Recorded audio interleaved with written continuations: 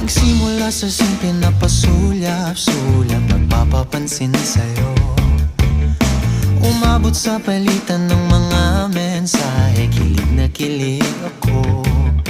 Kumusta, kain na, hello, magandang umaga.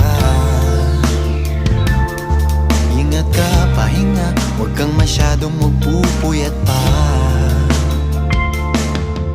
Naramdaman ng puso na dahan